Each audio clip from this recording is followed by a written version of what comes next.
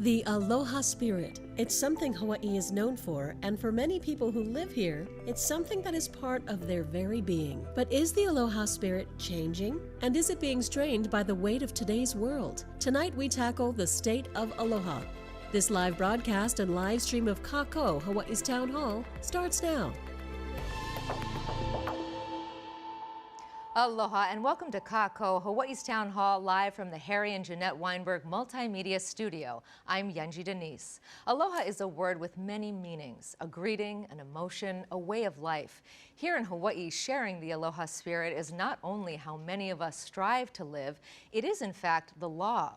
The Aloha Spirit law in the Hawaii Revised Statute says that Aloha Spirit is the coordination of mind and heart within each person. It brings each person to the self. Each person must think and emote good feelings to others. So are we living up to that mandate? How do we cultivate, share, teach, and amplify the Aloha Spirit? And what happens to Hawaii if it is lost? That's what we're exploring tonight. KAKOU means all of us, as in we are all in this together. So ahead of tonight's program, we spoke to people from around the state and asked them, what is the Aloha Spirit? Patience and kindness for others, especially if somebody you don't even know. Feeling of togetherness, the whole island, you know what I mean? It's everybody kind of striving towards getting everything better. Just coming to the islands itself, you see the beauty, the ocean, the water, you know you're in a different place. And the spirit is different. Helping and loving each other. It's why we come back here to live, even though it's more expensive and it's harder, economically more difficult. But we come back because everyone's so nice. If everybody's looking out for each other, nobody's going to be making their bad decisions. Holding each other accountable is another one. And I think that's truly what Aloha means, is to love your neighbor, really. What are your thoughts? We want to hear from you in our discussion tonight. You can email or call in your questions. We're also streaming live at pbshawaii.org and on our YouTube page. In our town hall, we have kumuhula, educators, a high school student, nonprofit and business leaders, and social justice advocates. So let's begin. And we want to start with Vicki Holt Takamine, kumuhula and chair of the Native Hawaiian Intellectual Property Working Group. You know, Vicki, we heard from a variety of voices about how they define aloha, but tell us about the word itself. What does aloha mean? Well, aloha means love. Love for one another, love for your land, your culture, your people. I think that one of the best lessons I learned was from my mother, and being gracious to everyone. As a receptionist at the Bishop Museum, she welcomed everybody into the Bishop Museum. And she did it with such grace and with such love and genuine aloha for everyone. Yeah, and I can imagine that everyone that she greeted also felt that coming back to them. You know, we ask people what it is about receiving aloha that is so powerful. Take a look. You feel humility and you feel graciousness, and I don't know, kind of brings the community together. So you might not know this person, but when you receive aloha from somebody, you feel like you're part of a community. Good. I feel good. I feel like, wow, they care about me. I just started this one guy, I don't know what he was doing. He just, maybe he was working, and he was just saying hello, and he shot me the shaka, and he kind of like, I felt it when he did it. He was like, and I was like, oh. I love how he says that, because you know exactly what he means. You feel that right there. I want to turn to Amy Agbayani, who is a Filipino community leader and a social justice advocate, civil rights activist. One of the many areas that you work in is helping immigrants acclimate to life here in Hawaii. Why is it so important for those who are receiving aloha, newcomers to our community, to feel that spirit? Well, I think aloha also means trying to have a sense of belonging. And many newcomers, immigrants, don't feel oftentimes welcome. Everything's new to them. And so they're learning, and they are trying very hard, but oftentimes, easily can make mistakes and feel that they're not doing the right thing, they don't belong, and they're not equal. So aloha is something that we aspire for, and it really is authentic and something that I think newcomers, immigrants also want to believe in and support. I did want to say that that aloha, the opposite of aloha, is actually something that we also should look at. You know, it's people who don't treat people well, who don't treat people equally, who don't respect others, and that we actually have to have some civil rights laws and things like that to make sure that the aspiration for aloha is also, if you violate that a lot, there are consequences, and we should worry about that. Yes, thank you. I think maybe what you know Amy is sharing is that we can share aloha, but we expect that in return. So when we share aloha with each other, we know that we're going to receive aloha. So it's not a one-way street. Right. It's something that you give and receive. And if we don't receive, then you know we're kind of thinking maybe you don't have that aloha spirit. Yeah. Because you have to give it in order to really understand what aloha means. And not receiving it can be painful too. Not receiving it or not sharing your experiences and not being welcoming and open. But in order to do that, you have to be as giving as we are. Yeah. Amy Corby Noguchi leads a number of organizations related to food and community, including Chef Hui, which immediately after the Lahaina wildfires was helping to cook and distribute 10,000 meals a day on Maui. That is a whole lot of aloha. Amanda, you are originally from Missouri, and you know, we think of Midwest nice and Southern hospitality. There are these sort of regionalisms. How is aloha different in your experience? Yeah, I think for me, it's actually not different. And that's something that was hard for me when people would often say, like, wow, you're from Missouri, totally different space than here. And when they say that, I always kind of tilted my head and thought, like, what do you mean? Like, our skin color is different. You know, you have oceans and we have lakes, but so much of my childhood and the people that I was raised by in the village very much reminded me of here. And I started coming here as a young girl. My uncle lived here, and we came as a family, and I think I felt very at home here because it represented and mirrored the same aloha that I received in the Midwest from the time that I was born.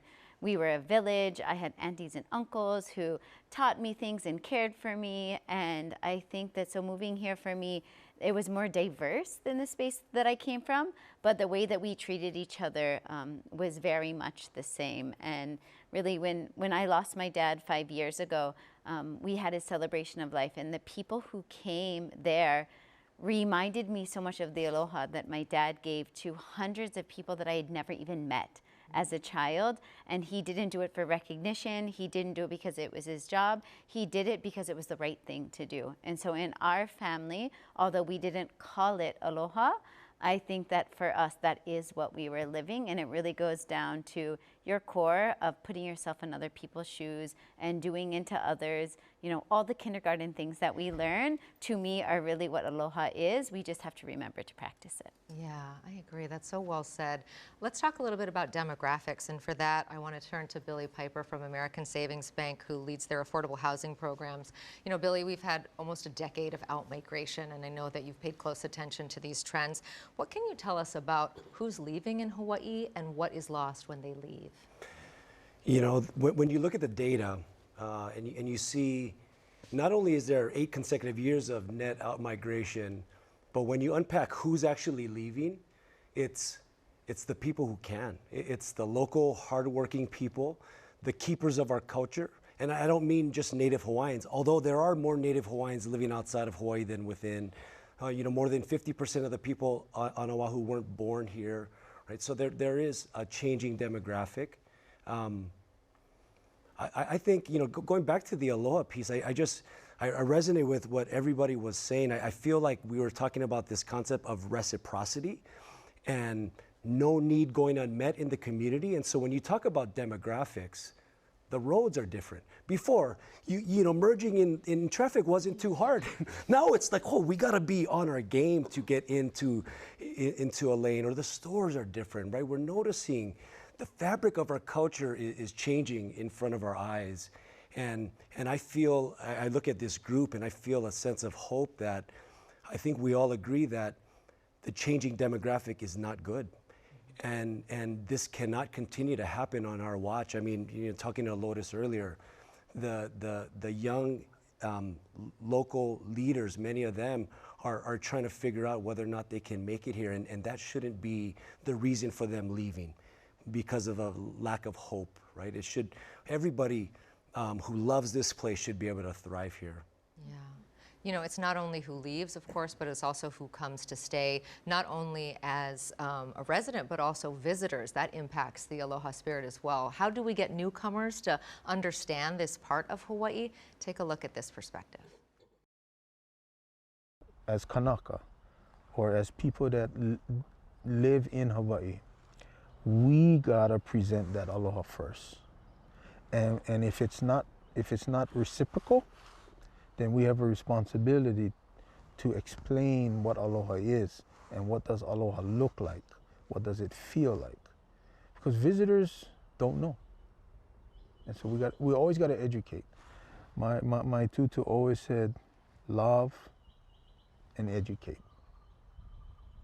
love and educate, which is not that easy to do sometimes. That can be tough. Tyler EA Gomes is the Chief Administrator for Kilohana, the tourism division of the Council for Native Hawaiian Advancement. Tyler, how do we love and educate those who come to visit us? You know, that's something that the visitor industry has, I would candidly say, struggled with for a very long time. I think we capitalized on that concept of sharing that love, and we sold it as a very idealistic image. And I think why, at least for the Council for Native Hawaiian Advancement, the work we do is important, because I think we need to recenter it and bring it back. I think what I'm hearing but isn't being said is like why Aloha exists, and that's because of Native Hawaiians. And that doesn't mean that it's a concept that's exclusive to Native Hawaiians, right? You're hearing the universal nature of it from everyone who's speaking. But were it not for the Native Hawaiian culture, its perseverance, and all of the practitioners like Auntie Vicky and everyone else who has kept those things alive, that value set wouldn't be here. That's the thing that we should be teaching people and sharing with them. If we don't, it disappears, and then it just comes back to, you know, the simple English concepts of gratefulness or being kind. You've heard reciprocity and reciprocal nature like 3 times now.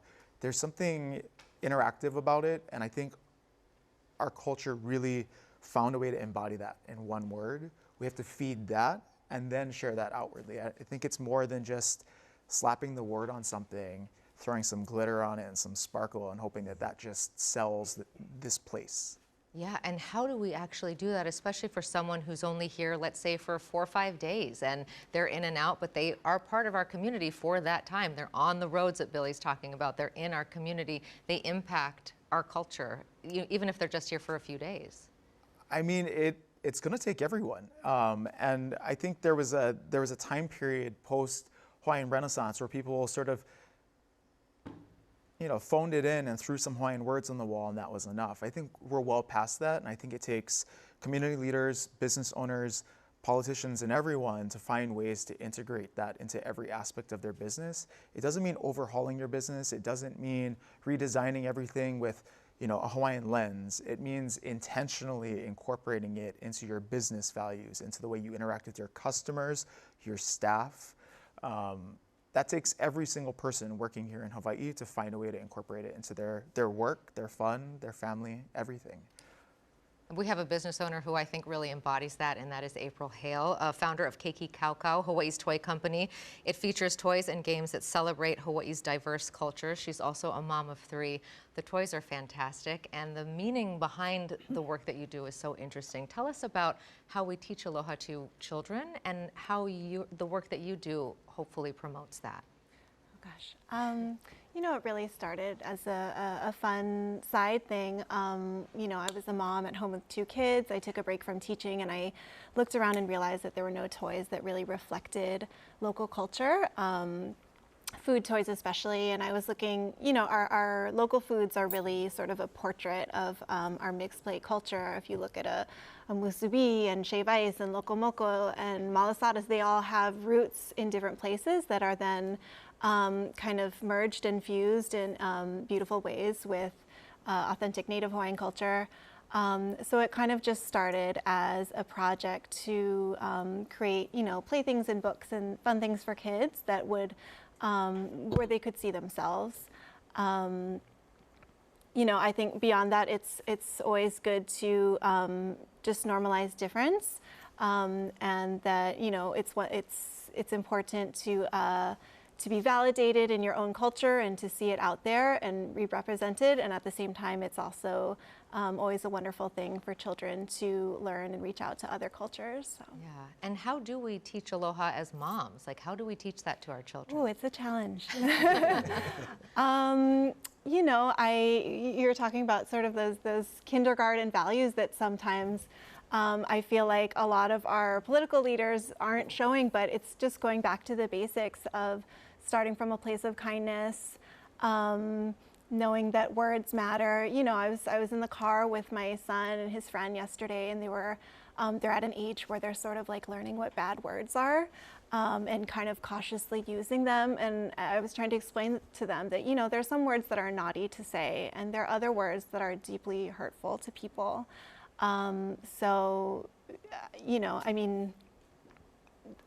Parenting is a big topic, but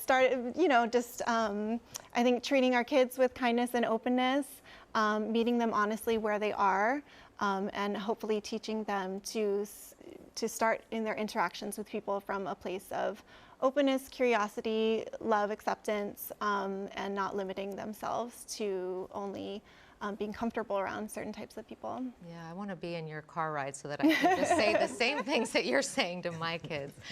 Lotus Yasuda is a junior at Waipahu High School and the chair of the Hawaiʻi State Student Council. Lotus, so much of your generation interacts online, and I wonder how aloha translates in the digital space. The digital space. I think, as like the chair of the Hawaiʻi State Student Council, I work with students all across the state. And so we kind of use social media, or at least for my council, we use it as a way to kind of connect our schools. So we have a lot of different events at each of our different schools, whether it be, like for my school, we just had our homecoming week. I know other schools are having it as well, but being able to see the different types of events that students are doing to not only like keep the tradition going, but also like boosting the school spirit, because that also builds a sense of aloha, a sense of community and school pride. And I feel like that also helps students, like as they go further in life, they're able to apply the things that they learn in high school, not only just like math, not only reading, but also like the soft skills, because I think that's very important when it comes to working together. So social media, I feel like, is a way for us to just see what everyone else is doing and take the things that we find interesting back to our schools so that we can make our schools a better place as well. That's so nice, thank you. When we ask people where aloha is lacking, we've heard a lot about where aloha lives in good spaces, but several pointed out our chronic homeless issue. Take a listen. I feel in the city it's not so much, because most people are struggling, like all the homeless. I don't really feel like there's much aloha there. Downtown Chinatown, you see like decrease of aloha because, you don't see people like helping each other out that much. A lot of people that are homeless and stuff like that, it just doesn't match here anymore the way it used to. We heard that time and again, that conflict. Connie Mitchell is the executive director of the Institute for Human Services. Connie, you've worked in this space for a number of years. Do you feel like the Aloha Spirit has changed towards the less fortunate in the time that you've been working? I think there's a difference between people who have been experiencing, I think, compassion fatigue, Aloha fatigue, over the homeless issue. But I think there's also an amazing amount of compassion and aloha still in our community. And we see it in the support that comes forward in volunteering and actually going out there and talking to some of the folks who are experiencing homelessness. So I do think that it's alive, but I think that it's very much strained in some ways. I think when people come from the continent and they're here and they come homeless and they really are expecting a lot more, it's sometimes a challenge. And I think Tyler was talking about how we have to teach, people to understand what is expected. We have a lot of aloha for people, but there needs to be a reciprocity. And what we've been teaching is kuleana also, the responsibility that people have, because it's that practice of, giving back and doing the things that are good for the whole community, not just for, the person themselves. Now, you would think that if a person is experiencing homelessness, well, what do they have to give? They have a lot that they can give. And what I want to do is to help people rediscover that capacity to give, because that will be part of their experience of aloha. So I think it really is, a challenge sometimes, with our population, but I think there's still a lot for them to learn, but a lot for our community to, tap, to really kind of step forward and to see that other people who don't have as much, really can benefit from their grace and their giving. Yeah, and I like that idea that we all have gifts, right, no matter our circumstance. Thank you. Punihei Lipe is the director of UH Mānoa's Native Hawaiian Place of Learning Advancement Office. Punihei, we started this conversation with the statute, talking about how it is in the law. Are we living up to that, do you think? Ask me an easy question, please. I think I want to go back to something that you kind of talked about earlier and that has been touched on a lot. I think like this idea of reciprocity, so my understanding of aloha comes from two words, right? Alo and ha. And that's not everyone's understanding, and I want to honor different, halau and different learning around that. But this idea of he alo a he alo, the way that we can get to know somebody so well face to face, that we know how to breathe life, that this idea of ha, that we know how to breathe life into someone and receive that breath back. That we know in an instant, I always think about, when our babies are little, and for those of us who, have had that experience of either our own or someone else's here, and that way that we get to know each other so well. And, when my babies were little, you get to know their cries and their smells, and they get to know yours, and you know how to take care of them in that specific way. And I think a lot of it has to, really truly living into aloha really has to do with being in a relationship, right? When you have that kind of relationship, you know what someone's going to need. My 17-year-old and my 13-year-old need different things, and the more I know them, the more I know how to take care of them, and vice versa. But I think, and what I also heard though was this idea of how even when we don't know somebody, right? Even when we're just greeting somebody that's going to come through our doors, that we greet them with this sort of grace and kindness, some of the words I heard. And I think that comes from a very old tradition in lots of different places, probably everywhere. It probably lives in all of us, and we might not remember that, where it came from, but it's in our bones, that we're all connected. And that's what I'm concerned about today when you're asking, and when Amy was saying, we gotta be worried about the problems too, is when you ask, how are we doing? It's how do we remember our connections? Because when we remember our connections, we naturally are going to want to take care, right? Because you know that, the pandemic taught us this. What we breathe out, someone else is gonna breathe in, and vice versa. And our actual livelihood depends on one another. So we don't do it because we want something back, but it's that deeper understanding of knowing we're all connected. And that's the thing that I worry about, but also have lots of hope in all the little communities that we're talking about here, that we can still teach that. But I think we have to be intentional about it, and that it's not just this thing that some people do and some people don't, but no, we all gotta do it because it comes back full circle. Right, and it doesn't work if not everybody participates. Absolutely, but we can be accountable too. The way, the way that people were talking about, and we can say, hey, what's this about? And that's also a point of connection, which I think can be really beautiful too. Right. Well, you were talking about that connection and people feeling like they're accountable to one another. I want to go back to you, Billy, because if you're talking about people leaving, that connection then is broken. What do you think has to change? We're talking about really money, but what are we willing to give, right? How do we stop that trend?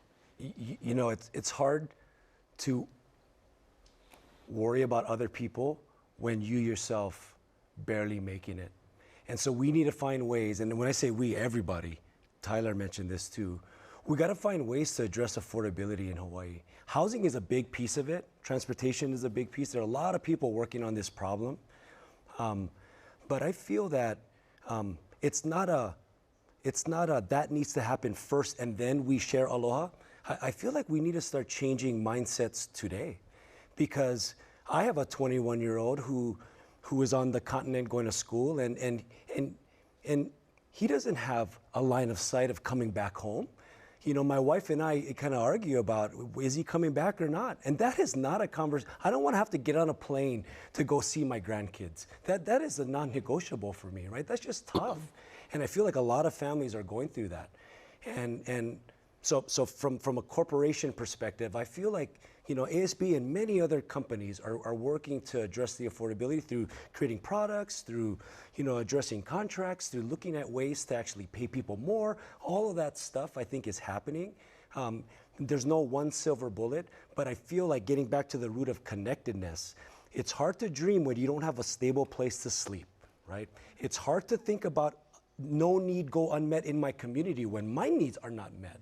And so we, I think, as a community, need to do much more at being intentional about putting Aloha at the center so that now our actions are in alignment with the value of no need goes unmet. Right, and you know, speaking to that, and also Connie, what you said Aloha Fatigue, and we asked folks on Instagram to write in, and thank you for those of you who are calling in. The questions are coming in, and also your comments, and we love them, so keep them coming. Nakia said, it's called Aloha Fatigue. Aloha Fatigue is the exhaustion Native Hawaiians experience from constant colonial demands for love and kindness. Aloha should be given freely, not commanded or expected. This misuses the community and undermines Native Hawaiian agency. Vicki, I'd love to hear your thoughts about this idea of Aloha Fatigue. Yeah, I think that's a real thing. And people have experienced that because we're always, especially, you know, in the tourism industry, we are expected to be of service to the community, to the visitors that welcome. We're expected to share aloha. We are expected to perform and share our cultural practice. And yet, oftentimes our cultural practices, I don't want to say bastardized, but wrongly represented by people who think that that's culturally appropriate, and it's appropriation of our culture.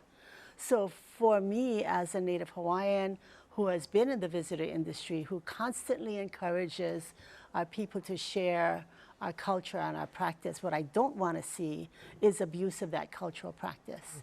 And so that when we say that's Aloha Fatigue, when we see the things that are happening to our culture that are inappropriate, and that's part of our work at the Intellectual Property Rights Working Group, which I'm on, that we're continuing to see the appropriation of our culture, the trademarking, copywriting of words like aloha. You know, we've had to battle that. You don't get to copyright that. You don't get to take our language and then appropriate it for your own personal use and then make it inaccessible to Native Hawaiians for our everyday language. That's how we speak. That's part of our cultural practice. So you don't get to do that. And so when we get to that, we're saying like when we say Aloha Fatigue, it's misappropriation of our cultural practice, of our language, of our grace. And we have to be the protectors and the ones who have to try and bridge that. And yet, you know, that constantly, we have to battle with state, local government, tourist industries, and tourism about how you represent our people and our culture and our aina. That's a problem. Yeah, Tyler, what do you think about that? How do we, you know, stay true to the values while also, you know, tourism is Hawaii's #1 industry, so there is a tension there. Yeah.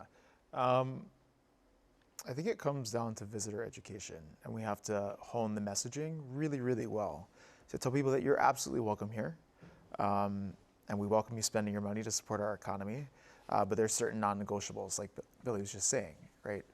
The Western concept of customer service and the customer always being right should not be mistaken for the generosity that you're experiencing on behalf of everyone in this industry, Native Hawaiian or not.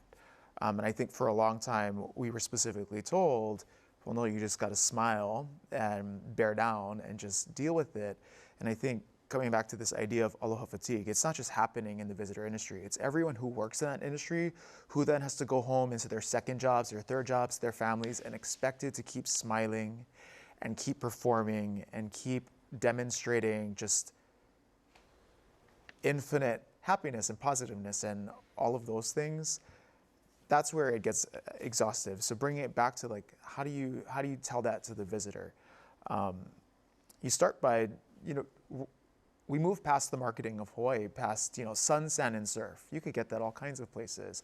What makes Hawaii truly special is if you interact with our people on a person-to-person, a connection-based level, you're gonna experience something unlike anywhere else. And I think, Punihei was talking about it, we're gonna treat you more than just a guest. If this is done right, you're gonna feel like family. And I think if we can hone that message, that's the messaging, come to Hawaii if you want to feel like you belong in a family that you weren't necessarily born into. That is a more adequate portrayal of what aloha could mean to the visitor than come on down, pitch up your umbrella, and just snap your fingers and hope that someone working in the industry becomes your butler. Like, that's got to stop. And we're talking about this specifically in the tourism space, but the university has made some big changes. This whole idea of becoming a Native Hawaiian place of learning. Tell us a little bit about that and that shift, because that shift is not exclusively for students who are Native Hawaiian themselves or who are pursuing, a Native Hawaiian studies related degree.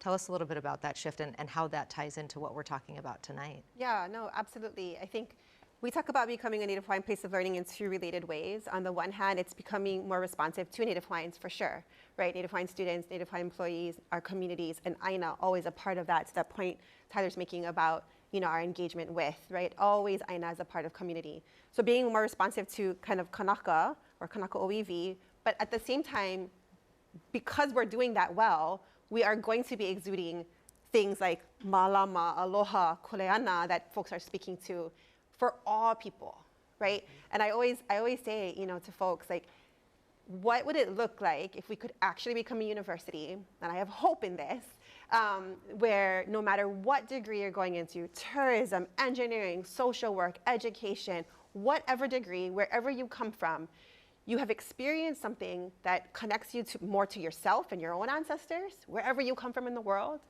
to each other, right, to this place. You come one day, you're a malihini. One day you come, you eat with us, you're a guest. The second day, you washing the dishes with us, right? But also to Aina, and that connection and that understanding of how we're related, right? When someone comes to my house, that's not necessarily, my grandma's hanging out, on the couch. That might not be their tutu. That's my tutu, but they're gonna learn how to take care of her while they're there. This might not be your home forever. If you're a student coming in for 4 years, maybe it will be your home forever. And this place, we think of Aina as our grandmother. This might not be your tutu, but we can teach you how to take care of her. And when we go to the place where it's your tutu, we're going to do the same.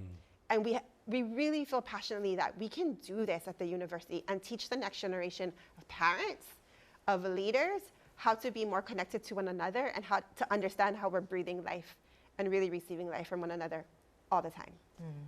Amanda, I want to get your perspective as someone who came here, and I've interacted with you outside of this space, and to me, you embody so much aloha. You give so much to our community. Was there a shift that happened, as you decided to stay here permanently, where you felt, I don't know really what the word is, but that you felt that aloha more intrinsically? Yeah, thank you for that. And it was really resonating thinking about so I came here to be a student. And I was the first person in my family to go to college to get a degree. My dad was a welder.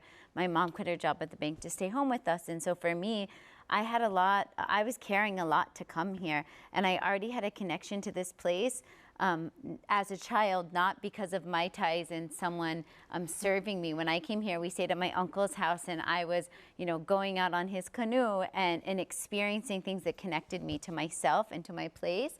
And so I think that's why I feel this deep sense of kuleana to give back to here and to be the strongest advocate that I can, because I paid my own way through college, working at Duke's in Waikiki, taking care of the visitors. And I loved that job because I got to learn so much about the world, and I'm a very curious person. But that family, my ohana, and my husband who was from here is like, oh, you Dukes people roll deep, because still yet, I have a handful of my employees now are all people that I knew when I worked at Dukes. I run into people still yet, and that is my ohana. When I go to an event in Waikiki, the valets that are there are people who watch my bike so it didn't get stolen when I was working. And so to me, Hawaii loved up on me so much that all I have in me is to be of service to this place. Our daughters, you know, our daughters are born here and they don't want to go away to college. And they're having the struggle as 3rd and 5th graders about, I want to stay here, Mommy, because there's so much work to be done here and I love my place so much, I want to protect it. And, you know, they're Japanese haole girls who feel like it is their kuleana to care for this space. And so I do think that the university and our places of employment that really set that into you from the beginning can do a lot of positive. And so that's why I'm always glass half full as I look at life, but I do think that we can do this together. But it takes us looking at Aloha as a lei. My dear friend who I see as a mentor, Kamuela Yim, always talks about how Aloha is the string that binds all the beautiful flowers together. And they don't all look the same necessarily, and they come from different spaces sometimes, but that is what it is. It's not a word, it's not an action, it's all of us together working. And I think that with people like this, it reminds me that with all the problems and the issues that we have, we also have strengths. In our houseless community, I think of Twinkle and the legacy that she's leaving behind. And if you want to know what Aloha is, it's having nothing and still always finding something to give and having an abundance mentality even when you have so little. And I feel like that's what this place has taught me. And so it's my kuleana to carry that forward. Yeah, and thank you for, you know, reminding us of her and all the contributions that she made to our community. Amy, I want to turn to you in this idea of Aloha being this lei, and are we weaving in our new immigrants into that lei in the way that we ought to be? No. Many immigrants, for example, are working very, very hard. And for example, in the visitor industry, the hotel workers are heavily immigrant. And right now, they're striking at Local 5, Hawaii Hilton Village. They are essential workers, and their motto is one job should be enough. But they're working 2 jobs, 3 jobs. But oftentimes they don't complain, and they are actually very grateful for the opportunity to serve and to contribute. But a lot of immigrants and certain ethnic groups continue to be underrepresented in many areas. They're not decision makers. They're oftentimes they have, like for example, in Lahaina, 30% of the people in Lahaina speak a language other than English at home. Yet there was very, very little communication in their languages. You know how hard it is. Even if you speak English, you didn't know what was going on. You need to communicate, so you can imagine how much harder it is for those people who did not have English as their native tongue to survive and to even figure out what was going on in Lahaina, and that continues. And so we really do need language access and some of these legal mandates actually to just appreciate that other people need help. And I think that's what Aloha is. We need to, make sure that the other person is supported and respected and can contribute. So immigrants, by the way, are now 18% of the state, and then most of them, by the way, have Hawaii-born children.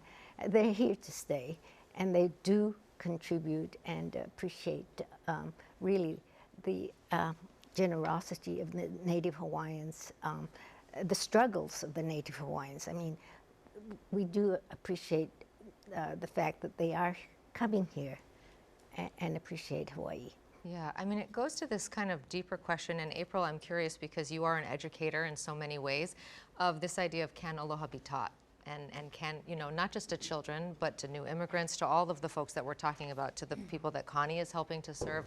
Can we teach Aloha, do you think?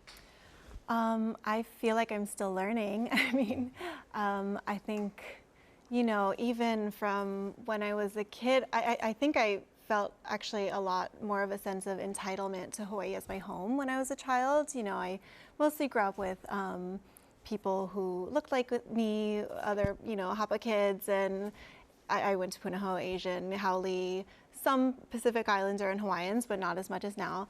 I didn't really question my place and this is my home. And it's really actually as I got older and as a business owner, really, I became connected to a lot more people from varying, you know, walks of life, different parts of the island, different backgrounds. And so I felt like my education in where Aloha really came from and what it means, especially as, you know, these issues do seem to get worse and worse with homelessness, with the income gap. So I feel like personally it's a work in progress for sure. And it's something that we need to be able to speak frankly about. And, you know, there is this tendency, especially, you know, if you have a small business or if you're dealing with the visitor industry, there is sort of an advantage to selling this concept of aloha as, you know, Hawaii has this secret sauce where, you know, we figured it out. It's a small world. We're all living together in harmony. But it's important not to gloss over these very real inequalities and tensions that exist and to continue just being open-minded and learning from one another. Yeah. Let's bring in Roger. He wrote in, Aloha should be a program in the school system that is taught at a young age. We can't leave it to parents because some have their own problems. Lotus, is Aloha taught at school? I don't think it would be considered like a course. I don't think there's a real way to teach it as a course. It's more like as you progress, it starts from, yeah, your family, but sometimes family's not always able to teach that. So the next people in line is your teachers because you're with them at least 8 hours a day. So basically half your life, I'm always at school. And I feel like it's really the supportive environment that the education system provides. So whether it be my teachers at school or like your friends, whoever's around you, those are the people who teach you aloha. But I think when I was talking to friends and teachers, they were saying aloha is not really, you can't really describe it. Like it's more like a way of life. We've been living in aloha, and I know that it's changed over the years from maybe like the Native Hawaiians' perspective to now, but one of my teachers brought up the point where it's so interpretive, like everyone sees it in their own way, whether you're a visitor or a resident, that there's like no real way to describe it. And so I feel like as you go through life, that's how you learn your way of aloha. It's special to you. I can see that. You know, Billy, you brought up the roads. You're not alone. Carol here's writing, I'd like to see more aloha on the roads. Too many accidents. People got to chill and not be in such a hurry. What's the rush? People also told us when we interviewed them out in the community that they are not feeling a lot of aloha out on the roads. Take a look. When people are driving, you know, they yield to each other and they say hi or they throw shaka, and you still see that a lot here on Kauai. But every time I go back home to rent cars, all you see is motorists not from Hawaii, and there's no aloha on the roads. There's a lot of road rage. Everybody's honking at each other. It just kind of gives you a sense of being on the mainland. It's hard for us local people because we're so used to the aloha. You know, you get to a stop sign and you tell everybody else to go, and now you get to a stop sign and they're not even stopping. And that's just one of the examples, you know. So I think that we're losing it, but I think it's because of the demographics of Hawaii. I do have to say that not everyone who's in such a rush, though, is not from here. I see plenty of local folks giving horns and pushing us through as well. Connie, I saw you nodding when you were watching that video. What comes to mind when you see that? I think that, you know, there are a lot of people who are in a lot of hurry because I think, like what was said, people are so busy and there's so much coming at them. They're running from one job to another. And when you don't have time it takes time to build relationships. It takes time to express care to people. And we don't have time. It's like you're just going. And so I think that's why you see it on the road, where people are just hurrying, and, people are on their phones, and they're just really having no patience, with anybody. And it's just amazing, how that culture, the culture has just changed so much, because it's really about, what an individual is trying to get done versus what people have talked about, that connectedness and the palina and, really feeling like an ohana. When you don't have time, you really are, going to be short on aloha, I think. It's just got to be intentional. You have to carve out time to be able to practice it. You have to carve out time so that you can decompress, because otherwise, it's just really hard. I was just talking to some of my colleagues at work, and how when things are just coming at you right and left, you just feel like so impatient. And when somebody comes to you and suddenly you feel like, well, I couldn't believe I answered in that way, like you're so short with somebody because they're bothering you. And so I think it's really important for all of us, to take a moment to breathe, like Tyler was trying to teach us before we started, and just really, get in touch with yourself, and to be able to dig deep and find that aloha to give and share with somebody else. Yeah, Vicki, do you think that erosion of basically culture, it sounds like our local culture out on the roads, is sort of emblematic of something more deep? Yes, I think we need to spend more time with our kupuna. We need to spend more time with our keiki, because they already have aloha. Our kupuna and our keiki don't know anything else but aloha. They're gracious, they're loving, they're kind to each other. And when we get to that, we got to work, we got to run around, we're so busy, we don't have time for kupuna, we don't have time for the keiki. That's when we start to lose who we are. And we talk about living aloha, it's also about living Hawaiian. Aloha is something, you're right, that we need to teach, but most of our teachers are not from here. They're not local, they're being brought in from the continent to teach in our local schools, and they haven't experienced that aloha yet. So it really needs to be, get in the ocean, go surfing, go swimming, go hi'uwai, go watch the sunset, feel what makes it special to live in Hawaii and why we're not leaving. So I understand people are like our kids, they don't have a job. You know what? I never pay for your education for you to go help somebody else. Get your butt home here and help your people. And we need to teach that to our kids, that there's kuleana to help the people that are here. You got educated, come home, help your people. Yeah. You share your aloha here. You give your neighbor. You take them food. You share things with each other. Oftentimes, we don't even know our neighbors. And that to me is like, I used to know everybody in my neighborhood. So now I walk my dog, I say hi to the neighbors, I know the people across the street, they're giving me lettuce for my turtle. That's aloha. That's what we do. It's sharing and giving and receiving and a smile. I wave at all the buses when I'm walking my dog. I don't know the bus drivers and the fire department, but we wave. I say hello to the neighbors. How many of us do that? Do you walk your streets? Do you meet your neighbors? That's aloha. We start to have to be living that. We cannot just be, I don't know them, so I don't like to talk to them. Yeah, so aloha, Hawaiian. I just want to add, Punihei brought up accountability, and I think that's what Auntie Vicky's talking about, right? As the demographics change, you kind of become a face in a sea of faces, and you can act any kind out in public because there's so many of us. Whereas 20, 30 years ago, the communities are smaller. You can't be going around acting a fool because everyone knows who you are and your phone number and how to call someone you're accountable to. And I'll call your dad. Exactly. The accountability is so different now, and you would think with the emphasis on the internet and social media that kind of accountability would reflect back into oh, well, everyone should be on their best behavior. I feel like it's just exacerbating it. But I also think it has to do with I think when we knew everybody in our towns and we knew, you know, who to call when someone wasn't, you know, acting correctly, that we knew that we had a connection. Yeah. But I think there's an assumption now that maybe because our communities look different, that we're not connected anymore as common human beings. But that's wrong, right? And I think, you know, back to the point you, Amy was making earlier about, you know, some of the injustices. I think what's hard is we cannot. I think we have to honor that the conversation is more complicated and complex today.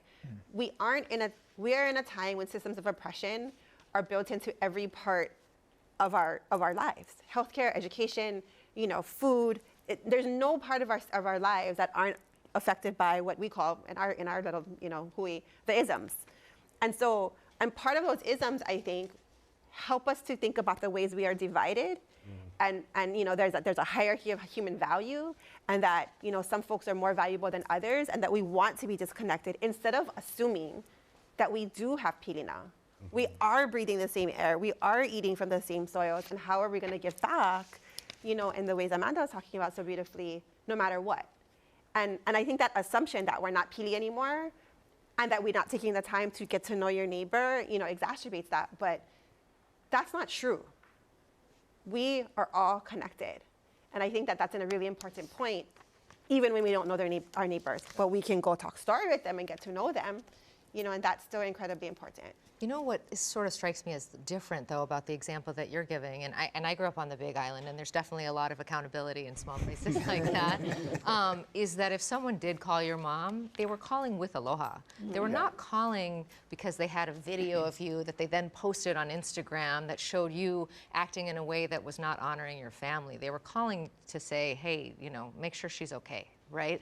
There's a difference there.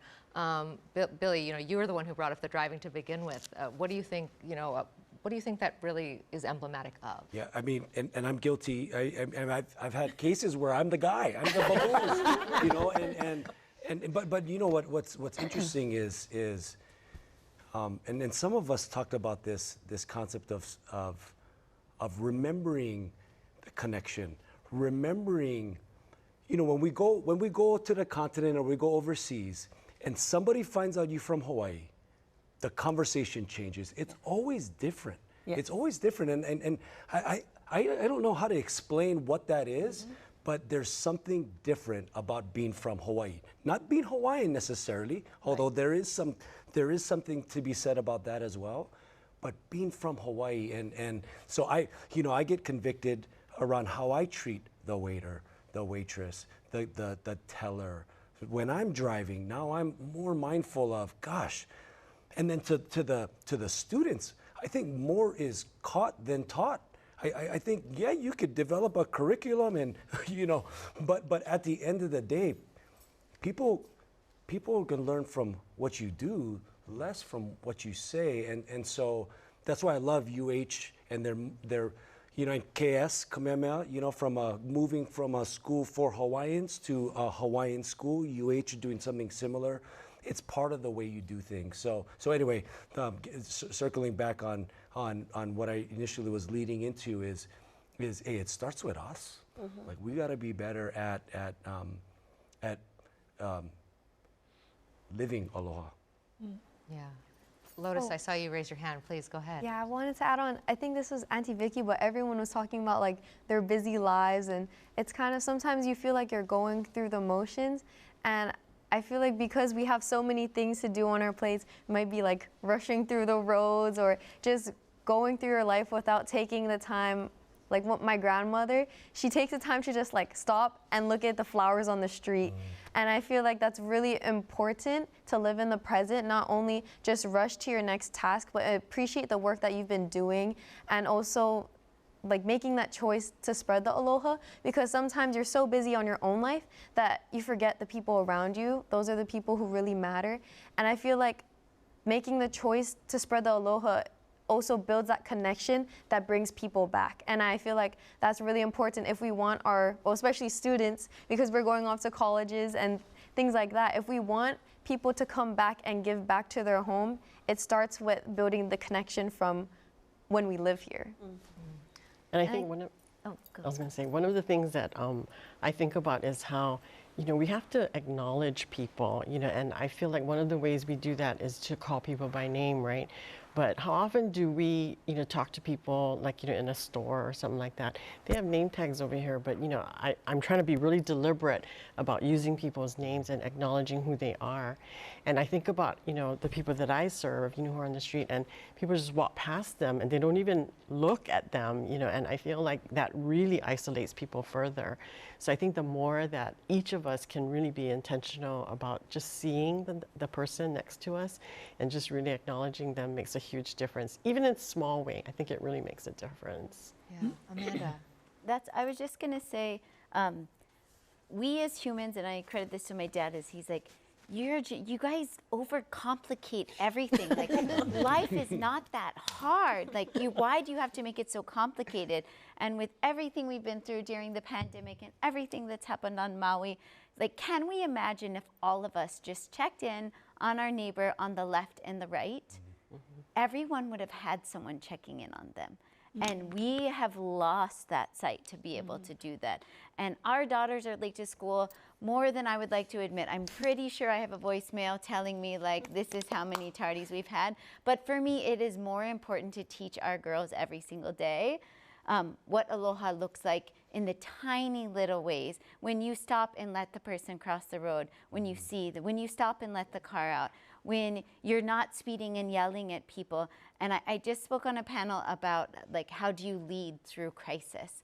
And my biggest tip, really, that is just so simple that I had to give to myself, I think when I had kids, it really changed my perspective and I became much less of a hot-headed version of myself because I just gave in to them stopping and picking the flowers. And I gave in to the trip to the grocery store, maybe taking 20 minutes or 2 hours based on what was on the pathway along the way.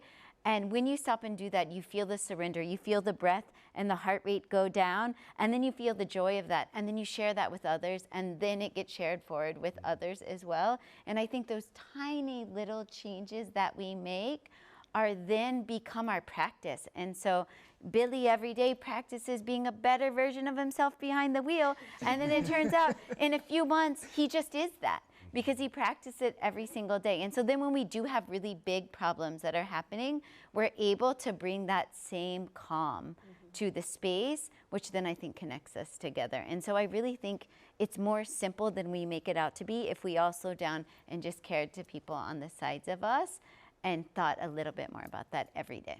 Yeah, Amy, please share. I'm not sure if many of you saw the Live Aloha bumper sticker. That was in 1993. I was part of the group with Haunani, Poliana, and others. It's sort of a fairly high-powered group, you know. They were union leaders, politicians, and we were saying, you know, things are horrible. We have to do something. And we all figured out we don't need any more laws. We don't need any more organizations. Right. We have to do something ourselves. Value. And it's the small things that are important. And so this was an action item kind of thing.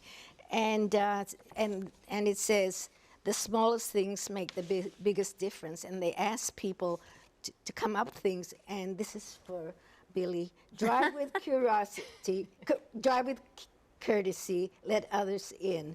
And really simple things like hold the door, hold the elevator, plant something,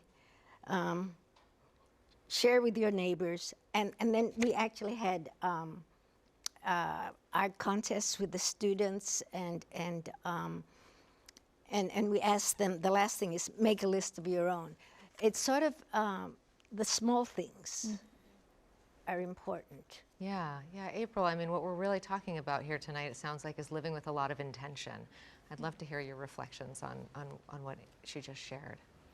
Going back to, you know, raising kids, and I'm just thinking of all the difficult questions that they throw at me all the time, you know, but they're always asking for stuff like, oh, I want this and I want that. And I think it's important to respond to those cravings and urges, not by saying, oh, we don't have enough money, but by, you know, saying that's not something that we need, or, you know, that's something that can be shared, that maybe somebody will pass on to you and then we'll pass it on to someone else.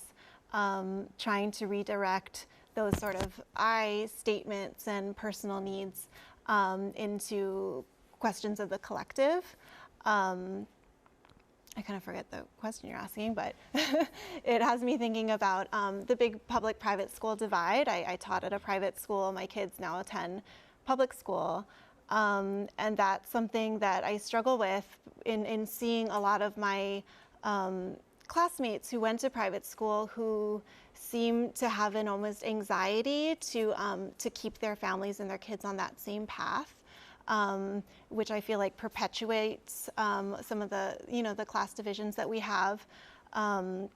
Whereas, I would love for all of us to kind of come back to a mentality of, what's good for my kid should be good for everybody's kid, and not just how can I, take my tiny little world and sequester it from, whatever's scary and strange on the outside. So I think it's important to just return to that question of what's good for us all. Yeah, and Billy, that really ties in so beautifully to what you had said earlier about people feeling so much scarcity and not feeling like they have the ability to care for others, maybe feeling they're in such a rush that they don't have a minute to let, someone cross the street or say hello to someone or read the name tag that you're talking about on the clerk.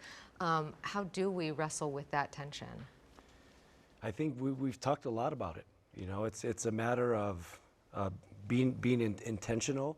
I feel like though, from a corporation or company perspective, I feel like there are ways here in Hawaii that we could maybe do things differently around putting more community at the center. And again, it's a delicate slope, right? Because we all have shareholders, we have regulated industry that people have to report to certain folks, but at the end of the day, if we prioritize, and it's easier said than done, right? But if we prioritize community and the well-being of our people over profit, again, easier said than done, but I feel like that's a start. Because I'll tell you this, from a bank perspective, as people leave, and we know that the next 5 years, you hear us forecasting there will be more deaths than births, so shrinking population. If we don't actively do something about it to reverse that trend of local hardworking families leaving, we're not going to have customers. And we're not going to be an ongoing franchise that's going to be sustainable here locally. And so we are all in trying to address this, right, and to reconcile the changing demographic, but also providing people hope that they actually can thrive here. And I just want to say one thing, because I'm getting convicted a lot, driving and this. But the other thing is this concept about kids and raising our kids so that maybe leaving is not even an option. And I'm not saying that that's what we should or should not do, but there is something to be said about kuleana, where your little ones, the 3 and 5-year-old, are talking about, where else am I gonna go? This is home, right? And so, yeah, I think it's something important that we need to, it's a wrestle. We need to wrestle with this, right? But I don't think we're alone. I think there's a lot of people probably also watching, right, that feel that same pressure. And I have hope. I look around here, I have hope, especially with Lotus. Yeah. Well, Lotus, what are the conversations like with your peers in terms of long-term planning? And I know that, it's a long ways away. You have to graduate high school first and then go to college. But this idea that, do you feel like you and your peer group believe that Hawaii is a place that you can come back to? Definitely. I feel like Hawaii, because we've lived, well, a lot of my friends and I, we've lived here all of our lives, but then there's also, I go to Waipahu High School, so most of our population are Filipino, of Filipino ethnicity. 68%. Yeah, majority. And some of that percentage are immigrants that come here, and they actually, they feel connected. They build that connection to Hawaii. And I feel like for post-high school options, some of the times, students are scared. They're scared to leave home because they've been here for so long.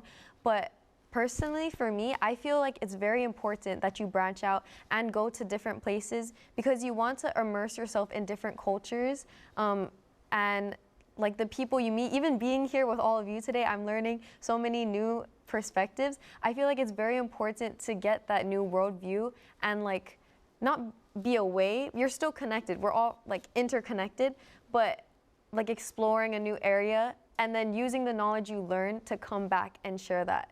Because if we stay in the same place forever, there's not going to be any development. But if we take the ideas from different areas and we apply it to our home, that's how we move society forward, in my opinion. Thank you for that. You know, we started out, one of the questions that we asked at the top was what happens to Hawaii if aloha is lost? And I don't know that, you know, maybe that question is a little too dire, but I am curious to hear from the panel. Tyler, we'll start with you. There's a, you know, person who wrote in, aloha is leaving the islands, residents priced out of paradise, and the people who are moving here are taking their place and they don't have aloha. That is a grim view, but it is certainly not an isolated one. Do you think that we are at risk of losing aloha? Yeah, I think I said it at the top that you don't have aloha without Native Hawaiians. They're an integral part to that concept. Otherwise, it's just any other concept for being a good person. And so if, and we know it's more than 50% of Native Hawaiians now live outside of the state of Hawaii, yeah, we are at risk of losing it because you're creating these diasporic communities everywhere else. There's no one, I mean, there are, but you run the risk of fewer and fewer people here to perpetuate it. Like Auntie Vicky's saying, connecting with kupuna, those opportunities are vanishing before our very eyes. And if there's no one to download that knowledge from and everyone else is leaving, you're creating a void. So yeah, I actually don't think it's that dire. I think it's something we should be talking about very aggressively, is the fact that as we lose Native Hawaiians, that entire cultural value set runs the risk of disappearing. Yeah, Punihei, would you build on that, please? I mean, what happens to Hawaii if those trends continue that Tyler is talking about? Are we in danger of losing aloha? Yeah, I mean, Tyler is the next generation of leader. Like, I don't need to, you know, really say more. I mean, I think there's two things, right? And maybe this is my perspective because of the way we do our work and the narrative we kind of follow. You don't need to be Hawaiian to know aloha and to live it, right? And we know that folks who have the longest, deepest connections to this place play an integral role in making sure that continues. So we gotta teach it, right? We gotta receive it back so we can thrive and live and continue to teach. But we also have to, you know, adopt it if we're here, right? And so it really does take all of us. And I think it's a complex, you know, answer to a complex and complicated question.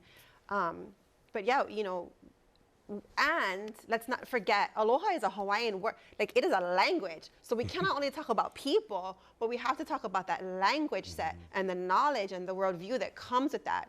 So it's not just we can make any kind about what this means. No, like this is of this place. It is, you know, the life that has been, you know, breathed into this aina for generations and generations. And it doesn't only have to be Kanaka, but we do have, you know, one of my mentors, Mainette Benham, says the blood memory to bring that forward. So I think it's complicated, but it is going to take, it is KΑKOU, right? It is really going to take all of us to keep it here and also to teach it and to maybe invite, whenever I go to the continent or anywhere else around the world, I'm always curious. I ask this very simple question, right? Like, oh, who are the indigenous people of this place? And how do they teach us how to be in relationship with one another? This concept has different forms all around the world of honoring our connection and honoring the way we need to take care of one another and our aina. But because we still have connection to something that's like, you know, that some folks around the world, unfortunately, have been disconnected from longer ago, especially their language and practices. That's why Hawaii is still so special, because we can still touch it. And that's why it's important for us here, but also around the world, to kind of reawaken the way that the special and unique ways that we are connected everywhere, you know, and then honor those unique ways that we do that in every single place around the world. Yeah, I mean, you're talking about really tangible ways of connecting. I would love to get your perspective on that. Yeah, I'm thinking that I have hope for future generations. I think that now I'm the kupuna. I'm a kupuna now. And I get all these young people. Except and for they're me. immersed. Yeah, we are, right? But the fact that these young people are immersed in Hawaiian cultural values, Kilohana is taking on the kuleana of ensuring that that this gets infused into our tourist industry. That our halau hula, our kumu hula, generations, we are teaching generations of halau hula to continue to practice. Our job is to make sure that that continues and lives on. And so I know that young ones like Punihei are going to carry on these teachings from my kumu, from my Keiki, to the next generation of halal practitioners, that our cultural practices and the spirit of aloha is continually being taught. And you're right, I don't even ask the question, are you Hawaiian? Many of my students are not Hawaiian. I have a lot of Hawaiian students, but I have a lot of Japanese, Filipino, you name it. They're all different races, all different walks of life. And they're coming because they want to learn about Hawaiian cultural values, Hawaiian cultural practices, and infusing it into their everyday life. And that to me is aloha, that we can continue to take the next generation and continue to teach them. The promise is that, for me, I'm expecting this of them, that you continue these traditions, you continue the practice of aloha, the principles and the values that we teach, pilina, we teach kuleana, love for our aina, aloha aina. You know, all of these principles and values that are embedded into our cultural practice will continue, then aloha will continue. I mean, that really also ties into, April, the work that you do. You know, we're talking about these large-scale lessons, but also to children, when what you talked about, them seeing their cultures and values reflected in the toys that they play with. You know, talk about how you choose, how you go about choosing, you know, what toys are represented, what cultures are represented, and why that's so important when you're making, you know, doing the work you're doing. I mean, I appreciate your kindness, Yunji.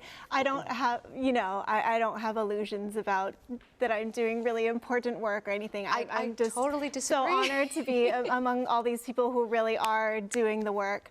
But, you know, I was surprised to see that, at least in the toy world, you know, it was very homogenous. You know, we make little things that reflect Filipino culture, Chinese culture, Japanese culture, Korean culture, just in very simple, accessible, child-friendly ways. But the world of consumer products and mass media generally is still largely homogenous. And so, you know, I just in a small way, again, because I saw my own kids didn't have that available to them, and I just kind of wanted them to be able to grow up with things that looked and felt like home. But, you know, I think it is very heartening to see that since I was a child till now, you know, you talk about the concern of many Hawaiians leaving Hawaii, which is a big concern. But on the flip side, I feel like there's been really a profusion of Hawaiian language and common spaces, of Olelo Hawaii education opportunities, especially for young children. And that there is a lot of hope because it's being tackled in a very, you know, head-on way by many of you here. Social media, for all its negatives, and there are many, it's also a good learning tool, and it opens me up to different perspectives, and I think has that potential also to educate people throughout their lives. Again, it also has the potential to divide, but I think you know, that there is headway being made in especially Hawaiian language and culture education for our young people in Hawaii. Yeah, I mean, I don't want you to undercut what you're doing, because I do think it is very powerful. You know, I have a 5 and an 8-year-old, and I think that, you know, you look at the objects that they're introduced to at a very young age, and that has a deep impact. If you see toys that reflect the foods that you eat, or the color of your skin, or you know, the games of your family, I do think that there is messaging there that is really important. I mean, Amanda, what are your thoughts? Inappropriate, because I was thinking about, like, when I will say it's not that inappropriate, but like when we started learning, our daughters went to Kawaiʻi, and they did the Hawaiian immersion program there from the time they were 2. So for 2.5 years of their life, and I could keep up at that time. We labeled everything in our house, and my husband was in Halau, and so it was really a challenge for me that I was up for when they were young, and we knew that probably we couldn't commit to that for their entire education because we would fail them. We would fail the school and our children just because of the pace that our lives currently keep with our responsibilities. But when we were learning about ethnicities, and I'm Irish and 2% Native American and a little bit French, and so I'm a mix. And as we were talking about it as a family, and Ellie, my eldest, said, she's like, "I'm so sorry, Mommy, that you're white." I'm so you're not like the other white people, Mommy. And it was she had already had this in her brain, but it was a great conversation for us to have because they wanted so much in their hearts to be Hawaiian because that is what they felt. But it created space for us to talk about how you can be an advocate and how you can be proud of your own culture. And Mark and I were able to take the girls with their Oji-chan to Japan in March and to see them connect. And we got to go to this space where they saw 10 generations of Noguchis. And that meant something to them. And I watched them become proud of their ethnicity and who they were. And they can also hold that they are KЭKI'O Ka'aina, that this is the land that raises them. And so I think that those kinds of things that we infuse for our children from a young age, the work isn't so hard if they already come from that. And I do think that that's a really big win in our education system, and in not just the education system, but all these amazing programs and businesses that support educating our keiki and making available to them so many resources that allow them to connect to their host culture or their own culture and to understand one another in those kinds of ways. Can I just add that the decision to be a small business owner is a really serious decision and really important work, because your decision to keep jobs in Hawaii is an act of aloha. Your decision to reduce our dependence on imported products is aloha. And so I'll say it, I think what you're doing is incredibly important. And then on top of that, what Yanji was talking about, your decision to incorporate local values and flavors and identity, super important. Small business is the bedrock of us stabilizing our economy. So please don't diminish your importance. I want to echo that too, April, because to Amanda and April, you're raising young children, and I see the product of when parents don't. They don't help their children experience joy. So everything that we do to help them experience that is something that infuses them to be able to grow up healthily, because I'm dealing with the folks that didn't get that a lot of the time. So thank you. Yeah, and I think, what we're talking about, what's interesting, what you're all bringing in is that this is not the sole responsibility and the purview just of Native Hawaiians, right? For so long, maybe it's a fear of being accused of cultural appropriation. Maybe it's a feeling like maybe I'm not welcome in this space, so I'm not going to participate. But Punihei, talk about that it really is all of our responsibility to perpetuate aloha if we're going to succeed in Hawaii. Yeah, I mean, I think about, we talk a lot on our team about, if you're in Hawaii, you're in a relationship with Hawaii. Hawaii is, you get to breathe her air, you get to eat from, her soils, you get to bathe in her oceans and drink from her waters. And so how are you in relationship with her, right? And that's all of us, right? And whether you're here as a tourist, whether you're here, for a short time as a student, whether you're coming from, my father was an immigrant, and so however long, and actually I learned more about aloha, and dare I say aloha aina, from my two immigrant parents, my stepmom and my father, both, one from Samoa, one from Fiji, and because they are in constant relationship with their place. Every single day, they are being fed by their soils, dane kahana. They rely on that food to feed their entire family. One year when there was a hurricane, my stepmom called us and said, "You have to come down right now." It was urgent, and the hurricane was coming many days ahead. And we got there, and she's like, "My avocado tree. I grew this from baby." We were on the roofs. My brother was on a roof throwing a net over the avocado tree, and because she had so much pilina with that food, with that aina, that she was like, "This is part of my family, and I want to make sure it's protected in the high winds that are coming," right? And so that kind of relationship, right? They teach that to everybody around them. We learned that from them. They're Hawaiian children that grew up, in the 11th floor of an apartment building in town. you know, we get to learn from each other. It is rooted in this place, but also to your point, the celebrating kupuna wherever we come from in the world, that's a very Hawaiian concept, right? It's not only Hawaiian, but to know our stories and to be connected to our kupuna, that helps us be able to be in relationship with others, that allows us to breathe and live that aloha. So yeah, it's so connected, and it's not just, it's all of us. It really is KΑKOU. Good job. Yeah, Billy, you did say this earlier, that it is going to take all of us, that it is not solely the responsibility of one ethnic group or one population. Yeah, no, I mean, I go back to Dwayne Carisu, he uses this term, us guys. You know, us guys, it's us guys. That's who's gonna, you know, that's who's responsible, that's who's gonna take charge, right? And I don't care if you're born here, flown here, native Hawaii, if you love this place, like you said, you have a connection to this place, you deserve to thrive here, right? And we need to work together to allow that to happen. And some of it is changing mindset, a lot of it is through intentionality and action, but it is us guys.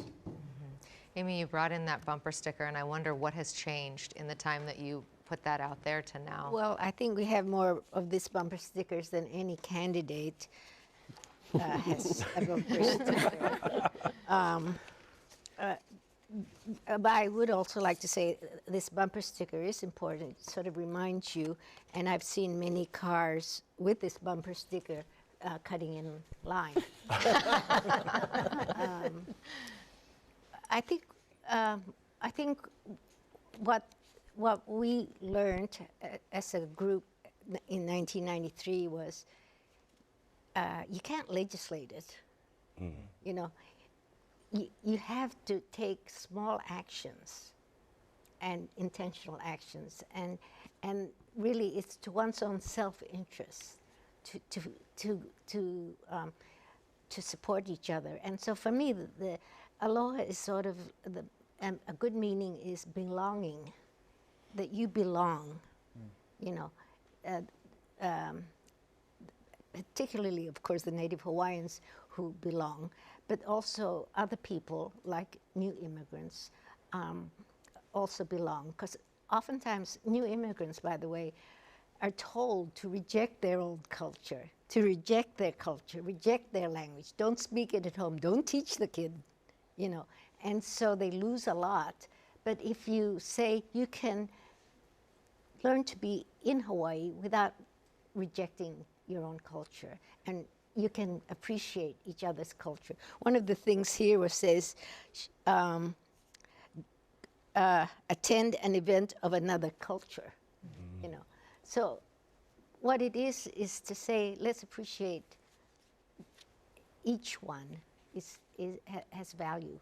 Yeah, Tyler, tell us about, you know, we're talking about how this is going to take all of us. It's going to take the visitors too.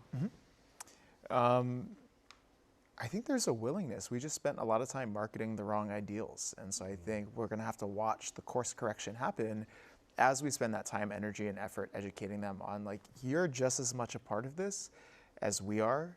I don't think it's that hard. I think we know from the data that so many visitors are seeking deeper connections from the places that they're traveling to. There's a genuine curiosity and interest in authenticity. We have that. We're so good at it. And it's unfortunate that we spent, 50, 60 years marketing a very different version of that. It's going to take some time to correct it. But as we do, the right kind of visitor will find their way here. Not to say that there's a wrong kind of visitor, but it may take those other visitors a little longer to appreciate what's truly special about this place.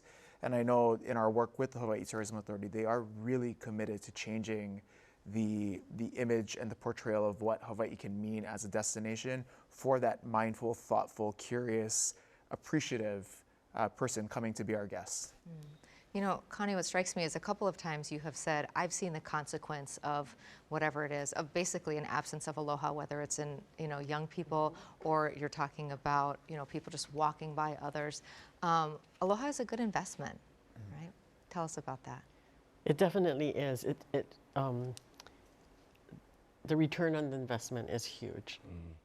We are paying for the lack of that experience with younger people here, in our state. And I think it's important that we realize that. it's an investment in a different kind. You know, when Billy was talking about corporate investments and stuff, and you know what they expect in return, I think people have to have, you know, a different kind of bottom line, and it's really about, you know, the people and whether we are able to feed our young Keiki enough, you know, so that they will come back, you know, into, not come back, but that they will be constantly in community and in our ohana, so that they will grow up to be able to share that with somebody else. What I see, you know, are people who have come from families where, you know, the families just were not able to provide, you know, a lot of that, you know, whether the parents were, you know, already kind of, you know, sucked into a different kind of lifestyle because of economics, you know, because of the hopelessness that people felt or the trauma that they experienced. And then it's just kind of laid on their Keiki, and it's really not fair to them. So I think somebody else, you were mentioning about mentors, and you know how we need people to be willing to be mentors to other people, you know, and it's not just your own family either. Everybody needs it, and you know, when we are able to do that, you know, with our neighbors, you know, with other folks that we know, it's huge. It really is huge. It's something that impacts that person's life.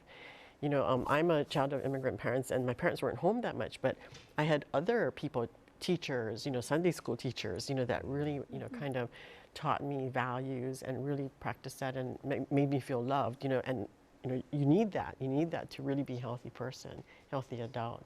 So, you know, for me, breaking the cycle of homelessness is really about helping people to feel they belong, that they matter, that they care. And that's, to me, what Aloha provides, and, you know, that's the investment of Aloha. Yeah. I wonder if you would tell us, you know, when we think about, you talked about these daily practices, right? Knowing your neighbors, looking to the left and the right, which is what Amanda had said. How we try to live this going forward, how we take the conversation that we've had here tonight outside of this room. Yeah, I think you make it a practice. You really, it has to be intentional. You have to try and make this a daily practice. So it's like, you know, if you make it a habit, one little habit, I'm going to walk outside and say hello to the neighbor that I've never spoken to for the last 20 years because I didn't know their name, or say, hi, good morning. Just make it a habit. And so finding someone along your everyday route to be kind to, but try and make those habits that you do it on a regular basis. And before you know it, that habit becomes a regular practice. It becomes a practice and not a habit. And then it becomes normal.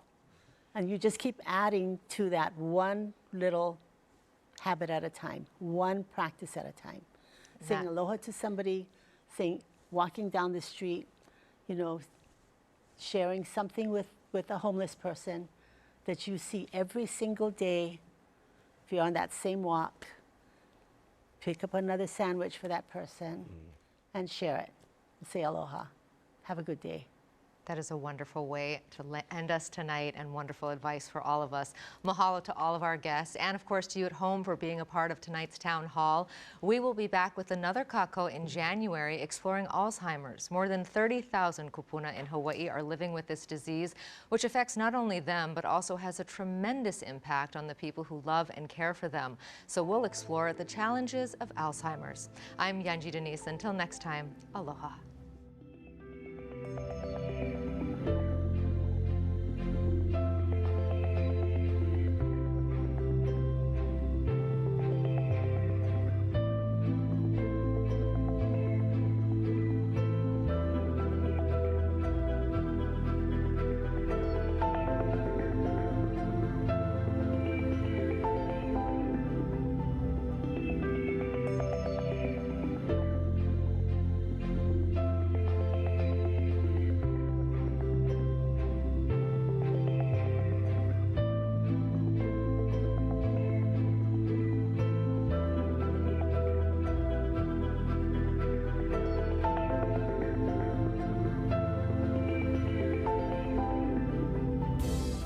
This program was made possible by the Corporation for Public Broadcasting and by contributions to your PBS station from viewers like you.